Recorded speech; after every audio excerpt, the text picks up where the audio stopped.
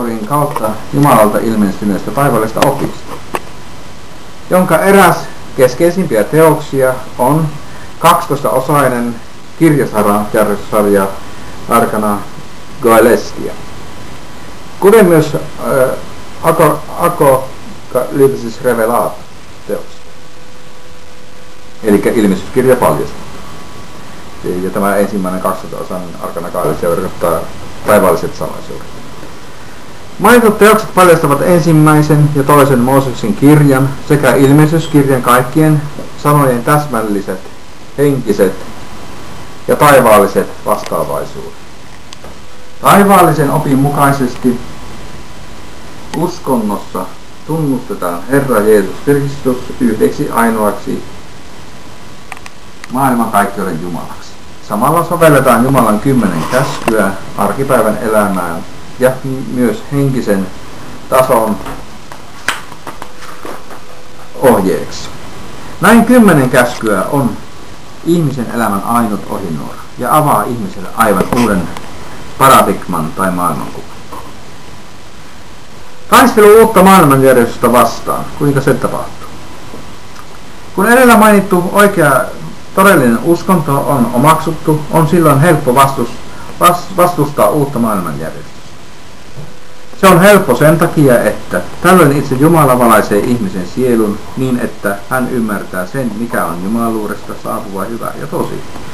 Kyseisen henkisen tason jalostumisen myötä ihminen pystyy tajumaan ne seikat, mitkä kätkeytyvät kansainvälisen politiikan valtarakenteiden taustalla. Ja siten on kykenevää taistelemaan näitä globaaleja pimeyden voimia vastaan. Taistelua uutta maailmanjärjestystä vastaan voidaan käydä ensinnäkin julkaisutoiminnan välityksellä. Julkaisujen tarkoitus on valistaa ja kannustaa ihmisiä taistelun harvainvaltaa vastaan. Tämä manifestaatiotoiminta tulisi tapahtua sekä paikallisella että kansainvälisellä tasolla. Toisena menetelmänä voitaisiin käyttää mahdollisesti politiikkaan osallistumista, kuten myös yhteistyön tekemistä niiden kanssa, jotka vastustavat uutta maailmanjärjestystä. Mitä sitten taisteluun tulee, niin niiden metodit määräytyvät vastustajan orjuuttavien strategioiden mukaisesti. Kristillis-kommunistisen sosialistinen valtion muoto, siis tämmöinen kristillis-kommunistinen sosialistinen valtiomuoto on ainut mahdollinen, sillä sosialismihän on ja kommunismin luonteeltaan lähimmäisen rakkautta. Ja lähimmäisen rakkaus kuuluu kristinuskoon, kuten Jeesuskin opettaa. Siksi ne muodostavat niin kuin tosi ja hyvä yhden avioliiton. Kun taas kapitalismissa tulee yksilön etu yhteisön edun edelle ja on luonteeltaan siten helvetillistä, niin totta kai tämä kapitalistinen yhteiskuntajärjestelmä olisi paremminkin kuuluisi ateismin rinnalle ja yhteen siinä, koska se edustaa helvettiä. Mutta sosialismissa niin se on lähimmäisen rakkautta myös silloin, kun siinä mielessä, että kun se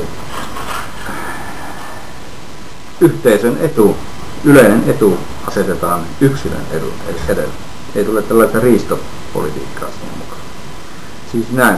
Tämä yhteiskunta, siis tämä kristillis-kommunistinen sosialistinen valtiomuoto, tämä yhteiskunta kautta valtiomuoto tulisi olemaan peilikuva taivaalliselle valtiomuodolle, joka toteuttaa yhdenvertaisuuden, itsemääräämisoikeuden ja ihmisarvon kunnioitusta.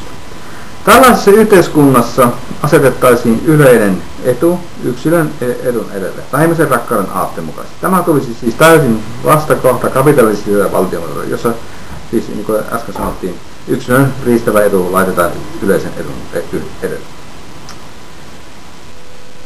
Mainitussa valtiomuodossa kulutushyödykkeitä tuotettaisiin vain kulutuksen tarpeen mukaan. Elintarvikkeiden tuotanto tapahtuisi yhteisillä tiloilla, joissa kullakin perhekunnalla olisi tarvittava maa-alue elintarpeiden viljelyyn. Ammattinharjoittajien ja pienyrittäjien toiminta eläisi kukoistuskauttaan, sillä mitään yli tarpeen tuotettavaa teollisuuden muotoa ei suosittaisi. Erittäin tärkeä osa kristillis-kommunistisessa sosialismissa olisi koulutuksella ja kansankerroksien tasapuolisella sivistämisellä, joka huomioisi ihmisen persoonan erilaiset kyvykkyydet. Jokaisella kansalaisella tulisi olla aikaa uhrautua halutessaan tieteiden, taiteiden ja filosofian harrastukseen. Mainittu valtiomuoto poistaisi nykyisen kansalaisen materialismiin ja ateismiin pohjautuvan kapitalistisen yhteiskunnan yksilöä orjuuttavan vaikutuksen. Kansainvälisen foorumin YK tulisi kehittyä demokraattiseksi elimeksi, jolloin esimerkiksi Israel hallitseman USA-veto-oikeus eliminoitaisiin. Ryöstöön ja riistoon perustuva finanssimaailma kansainvälisineen pankkitoimintoineen, joka on tietyn eliitin hallinnassa, tulisi romuttaa täysin ja tilalle luoda humaani rahaliikenne, jonka tarkoituksena olisi ihmisystävällisyyden edistäminen kansainvälisesti kuin yksityisesti. Sitten käsitellään, mikä on meidän vastuumme tulevista sukupolvista. Olemme vastuusta tulevista sukupolvista. Maailma tuhoutuu, ellei siirrä uutta kirkkoa, siis tätä, mikä tulee Säännävuoren ilmoituksen kautta. Kirkkoa ja sen mukaista taivaallista oppia sekä siihen liittyvää kristillis-kommunistisen sosialistista valtiomuotoa jälkeläisille. Luonnonsuojelu ja siihen yhdistyvä kestävän kehityksen suuntaus toimenpiteineen on tärkeää ja suoranaisesti välttämätöntä ekosysteemin pelastamiseksi. Luonnon saastumisen vastaavaisuus eli peilikuva on planeettamme ihmisten henkinen rappeutuminen. Siis tämän henkisen rappeutumisen ehkäiseminen on kuitenkin vielä tärkeämpää kuin luonnonsuojelu, joka luonnonsuojelukin on tietysti keskeistä. Taivaallinen oppi leviää paikallisena ja kansainvälisten julkaisun ja opetustoiminnan avulla. Huomautettakoon kuitenkin, että tärkeimpänä siirtymisvaiheena uuteen yhteiskuntajärjestelmään tapahtuu jalostuneiden perheiden välityksellä, jotka siirtävät taivaallisen opin lapsilleen, ja nämä yhdistävät sen edelleen perillisilleen. Näin eksponentiaalisena ketjureaktiona vuositojen saatossa kehittyy Telluksellemme uusi jalostunut kristillis-kommunistinen sosialistinen yhteiskunta ja valtiomuoto, joka tuo paratiisiolosuhteet planeetalle. Taivaallisen opin harjoittajien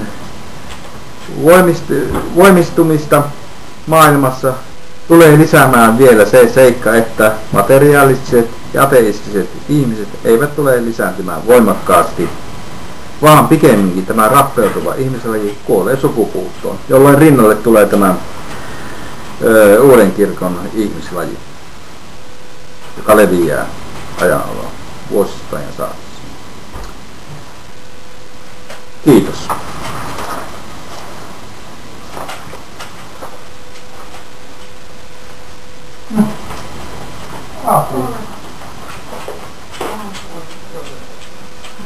Kestää kauan. Filmaa vieläkin.